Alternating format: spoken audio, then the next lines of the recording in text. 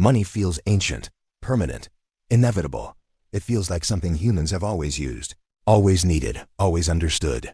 We're taught that money emerged naturally, almost peacefully, that once upon a time people traded goats for grain, grain for tools, tools for shelter, and eventually someone invented coins to make things easier. That story feels logical, comforting, almost innocent, but it's wrong. Money did not begin as trade. It did not begin as barter. And it certainly did not begin to make life fair or efficient. Money began as a way to measure obligation, to track who owed whom, to bind people to power.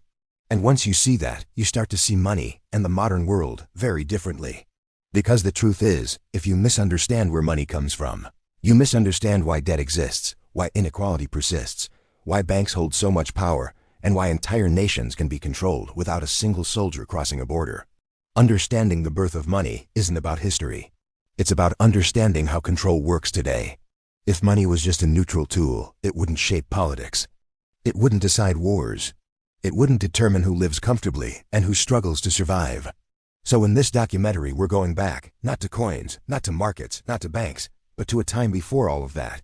A time when money didn't exist, but debt already did. When power wasn't enforced by currency, but by obligation. When rulers didn't need armies to control people, they used accounting instead. And by the end of this episode, you'll all see something unsettling. The financial system we live inside today is not a modern invention.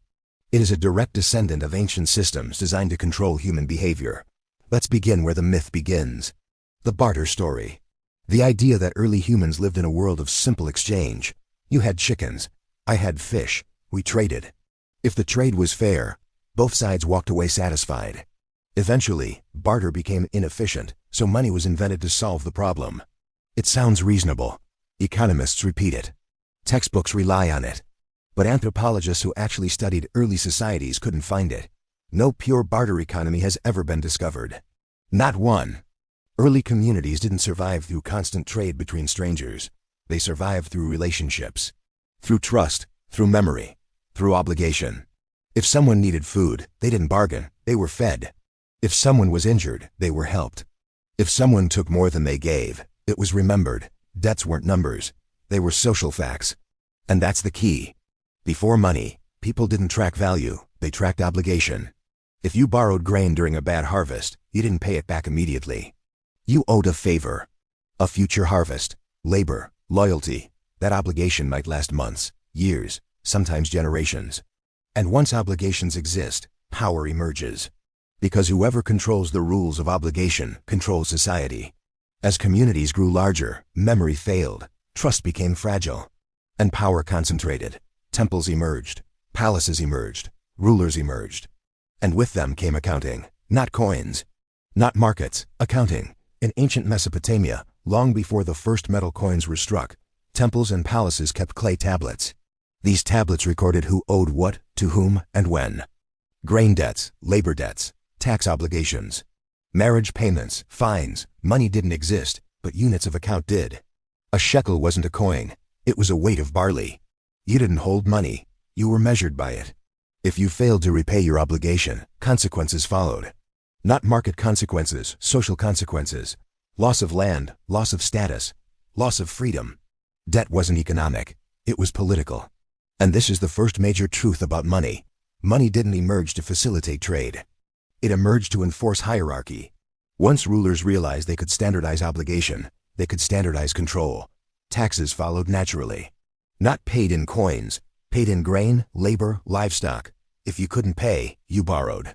If you borrowed and failed, you fell deeper into dependence. Debt created classes. Creditors gained power. Debtors lost autonomy.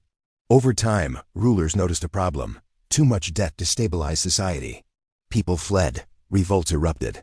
Economies collapsed. So ancient kings periodically declared debt jubilees, wiping debts clean to reset social order. Not because they were kind, because debt was dangerous. Debt could destroy the very system it supported. This pattern repeats throughout history. But something changed dramatically when metal entered the picture. Coins did not emerge from markets. They emerged from war. Armies don't run on trust. They don't accept future favors. They need to be paid now. Coins solved that problem. States minted currency to pay soldiers, then demanded that same currency back through taxes. This forced people into the monetary system. You didn't need money to survive, but you needed money to satisfy the state. And once coins circulated, markets expanded. But they expanded inside a system already shaped by debt and power. Money wasn't neutral. It never was. As empires grew, money evolved. Not toward fairness, toward efficiency of control. Rome expanded its monetary system to collect taxes across vast territories. Coinage unified accounting, but debt still defined lives. Landowners accumulated wealth, small farmers fell into debt. Slavery expanded as debtors lost freedom. When Rome collapsed, money didn't disappear, but trust and central authority did. Banking re-emerged in different forms. Ledgers replaced coins again. Credit systems survived where states failed. Because money isn't coins. Money is memory, formalized. Fast forward centuries. Medieval Europe didn't operate primarily on cash. It operated on credit. Tallies, promises, obligations. The famous English tally sticks weren't a currency. They were records of debt between crown and subject. Banks didn't start by lending coins they had. They started by recording obligations. And this is where the modern world begins to take shape. Once banks realized they didn't need to hold money, only record it, the nature of money changed forever. Money became abstract. Debt became permanent. Control became invisible. Gold didn't back money because gold was special. Gold backed money because it limited rulers. Once gold constraints disappeared, debt expanded exponentially. Modern banking didn't invent debt. It perfected it. By the time central banks emerged, money was no longer a thing, it was a system. A web of promises enforced by law, power, and belief. And belief is everything. Because money only works if people accept it. And people accept it because the system punishes those who don't. This brings us to the midpoint truth, the one that flips the entire story upside down. Money was never created to make trade easier. It was created to make obligation enforceable. Trade existed long before money. Debt existed long before markets. Power existed long before banks. Money simply made power scalable. And once power became scalable, empires followed. Every empire you can name, Roman, British, Ottoman, American, expanded not just through military force, but through financial architecture, taxes, debt, credit, accounting. Empires don't conquer first, they finance first. They issue money. They demand it back. They control who gets credit. They decide who fails. And when money collapses, empires collapse with it. Inflation isn't just economic failure, it's political failure. Debt crises aren't just numbers, they're social breaking points. Ancient debt jubilees were early acknowledgments of this truth. Modern societies no longer reset, they refinance. They extend. They roll over debt indefinitely, which leads us to today. We live inside a global system where money is created as debt, issued by banks, enforced by states, and expanded without limit. The same logic that bound farmers to temples now binds nations to markets. The tools have changed. The logic has not. Money still measures obligation. Debt still enforces hierarchy. Power still hides behind accounting. The difference is scale.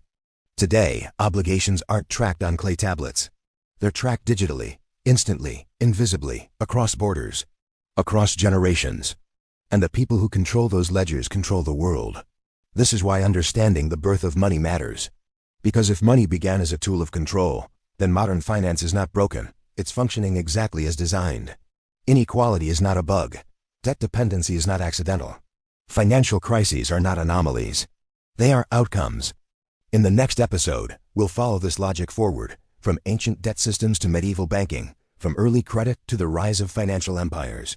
We'll see how debt stopped being reset and started being eternal, how banks replaced kings, and how money became something you can never fully repay. Because once debt becomes permanent, control becomes permanent too. If you want to understand banks, empires, and modern power, you must first understand this truth. Money was never about trade. It was about who owes whom, and who gets to decide when the debt is paid. Welcome to the dark economy.